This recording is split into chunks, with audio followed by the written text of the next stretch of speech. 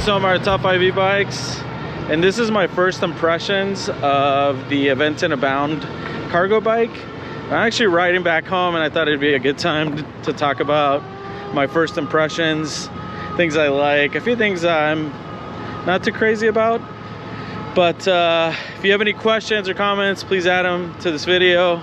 If you haven't subscribed to Top 5 e-bikes, you should do so right now, especially if you're into cargo bikes. Check out our website, top5ebikes.com. And if you're watching this during the Labor Day weekend, Aventon has a big sale. This bike is actually $500 off, so you can get it for $16.99, which is a great deal. I'm not going to do an in-depth overview of the specs, but the main thing about this bike is that it's obviously a cargo bike. It has a 750 watt rear hub motor that's geared. It has just one battery, and I believe it's around 700 watt hours. And the big thing and the big difference between this bike, this cargo bike, and other affordable cargo bikes is that this has a torque sensor. So the other ones have cadence sensors. So yeah, that's like probably the biggest difference. The other big difference is that other cargo bikes around this price range, most of them, so the Radwagon, the Electric, the Flyer, none of them have a front suspension. This one has a front suspension. It has a suspension seat post, which is kind of comfortable. So pretty big difference in terms of the riding style because of the suspension and the suspension seat post, and then also because you have a torque sensor rather than a cadence sensor. So far it's been pretty nice to ride for me. I haven't ridden with my children because I'm awaiting the accessories. I'm about to get the accessories. Actually, they're already at my house. They arrived earlier today. So I'm gonna add the caboose, and then the seat or the cushion for the rear rack, and then I'm gonna add also the front basket.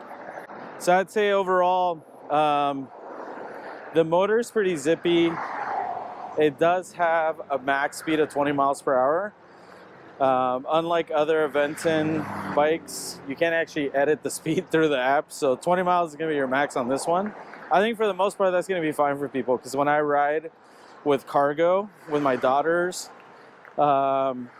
or if there's another person in the back, I don't think I would want to go over 20 miles per hour. But earlier today I thought you could edit it. You can't actually edit it. So max speed of 20 miles per hour.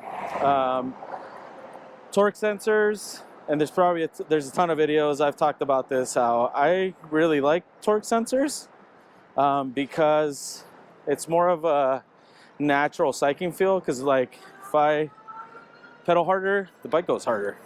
So that's kind of nice, but it's a lot more work. So if you are going uphill, it could take the hill, but it's going to take you actually doing more work than with the cadence sensor. Now that being said, a bike like the Radwagon doesn't do that well with hills anyways. The Flyer does even worse. So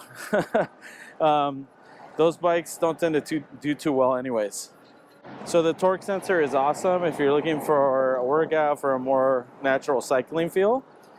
And it's more efficient as far as the battery use, but it does require you to actually pedal a little bit more and to exert, I think, a little bit more energy than a cadence sensor.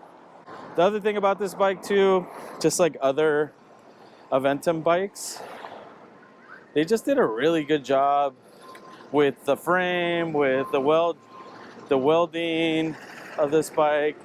It just looks really nice, just like any other Aventon bike we've had. We've had a few of them, and they have top-notch components for an affordable e-bike, because you have hydraulic brakes, you have pretty cool front light, you have the front suspension, which is kind of nice. It's got a foldable handlebar, so somewhat like the electric where you can fold it, except with this bike you can't remove the pedals, so it's not as easy to store. So it's still kind of wide, just like most other cargo bikes. I also like the low frame, so I really like that about the electric Expedition. So I like that it was a lower frame, so it's got a lower step over height, which is good in that it just makes it more approachable. And that's one of the things I really liked about the electric, that it was just easy to mount and dismount. The other thing I really like about this one compared to, say, the electric Expedition is that it just has a sturdier kickstand. This kickstand I'm not concerned that the bike is going to tip over. Obviously, and I say this in every single cargo bike video, you should not leave cargo, especially your children, up on the bike, just sitting there alone without you monitoring them. So you should be watching them.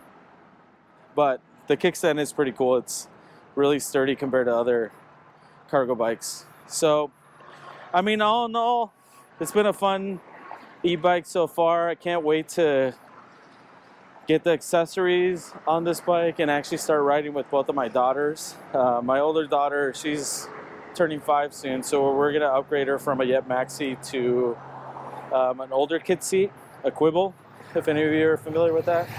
So I'm gonna have a Yet Maxi and then an older kid seat. And you know, this bike, like other cargo bikes, they're engineered to carry weight in the back. And the one thing I don't know, because I haven't ridden with weight, is how does it handle with weight on it? You know, I feel like some bikes, the other cargo bikes I've ridden, some are better than others as far as handling with weight. But I don't know, I'm pretty confident about this one, that it's going to handle well. So far it's been great. I like the suspension, I like the torque sensor. It's just a good looking bike. I guess some of the negatives so far, one of the few ones, if I had to nitpick, it's that the rear rack is not integrated to hook up a Yet Maxi. So if you want to put a Yet Maxi on it, you have to use an attachment, which I have an attachment, but it just seems like every cargo bike these days is integrated for a Yet Maxi. So I don't know why Aventon didn't make the rear rack integrated for a Yet Maxi, the most popular child seat for bikes, considering my guess is that most people that are going to buy this bike have smaller children and they're going to use the Yet Maxi. So that's probably so far my only complaint. Again, I haven't ridden it too long to have too many complaints. The other thing is, again, just to remind you, the Aventon's having a big sale, Labor Day sale. It's $500 off. So you can get this bike over the Labor Day weekend for $16.99. So that's actually on par with the electric XP, even though that's a dual battery version.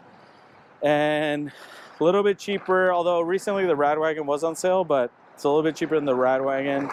I mean, I would say we recently posted an article on our top cargo bikes, and I had the Abound a little bit lower than other cargo bikes because I hadn't ridden it. But now that I'm riding it, to me, so far, my first impressions are that I would be choosing between this bike and the electric Expedition. So depending on, you know, maybe what might sway me would be service. So the fact that the Abound, I can go to a bunch of dealers and pick it up. The price might sway me another way. Like, for example, I might get the electric if I was trying to get a single battery for $13.99. So anyways, but so far I really like this bike, and it's been fun to ride, and I can't wait to continue riding it and then to do a full-on in-depth review after riding it with my daughters and putting a bunch of miles and taking it up a couple more hills and whatnot. So let me know if you have any questions or comments. Really appreciate you watching this. If you enjoyed this review, please subscribe to our channel, leave us a comment, visit us at top5ebikes.com or some of our social media accounts. Thank you.